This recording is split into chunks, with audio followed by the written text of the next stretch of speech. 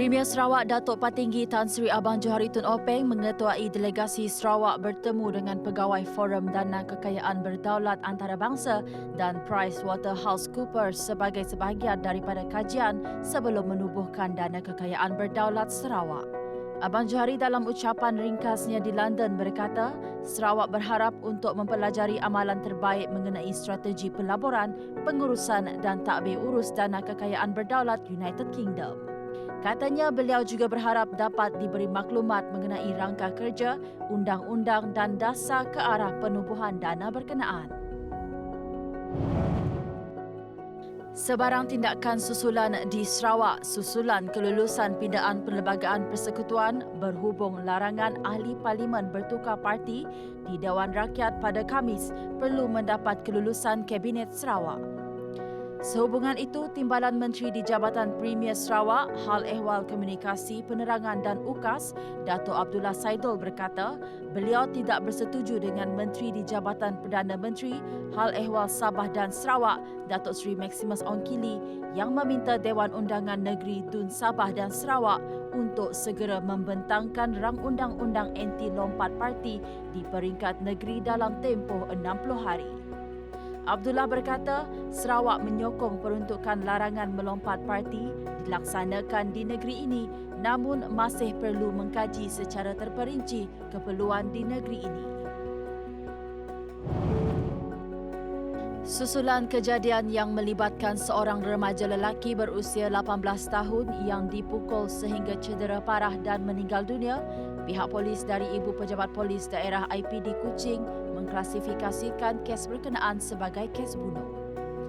Menurut pemangku Ketua Polis Daerah Kuching, Superintendent Mervin Lisa, kejadian yang berlaku sekitar pukul 1 pagi Jumaat itu disiasat di bawah Seksyen 302 Kanun Keseksaan.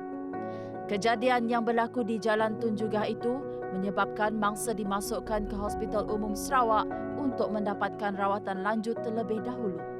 Namun mangsa disahkan meninggal dunia ketika mendapatkan rawatan dan bedah siasat akan dijalankan pada 30 Julai.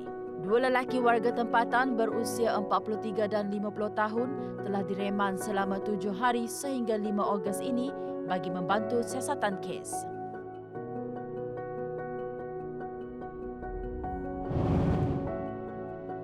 Pertubuhan Bandar Mampan dan Pintar Malaysia MSCA berminat untuk menjalin kerjasama dengan Sarawak melalui Lembaga Multimedia Sarawak SMA dalam membangunkan bandar pintar. Menurut SMA dalam satu kenyataan, perkara itu disampaikan oleh MSCA susulan kunjungan hormat pengerusi MSCA Dr. Raslan Ahmad ke SMA baru-baru ini.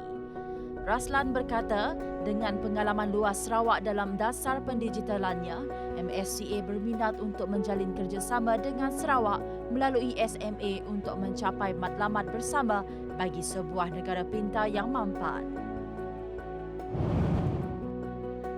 Dengan segala keunikan yang dimiliki, Sarawak diharap berupaya menjadi destinasi pelancongan pilihan buat warga Turki. Menurut Konsul Jeneral Malaysia di Istanbul, Tengku Muhammad Zaraif Raja Abdul Kadir, pihaknya dengan Tourism Malaysia sentiasa mengadakan perjumpaan bagi mempromosikan Sarawak di Turki. Beliau berkata demikian selepas mengadakan kunjungan hormat ke atas Yang di-Pertua Negeri Tun Pehin Sri Abdul Taib Mahmud pada Jumaat. Selain itu, beliau turut memaklumkan pihaknya kini turut berusaha mempromosikan seni bela diri silat di peringkat antarabangsa khususnya di Istanbul. Antara usahanya termasuk membawa 12 pesilat negara untuk membuat persembahan di Turki.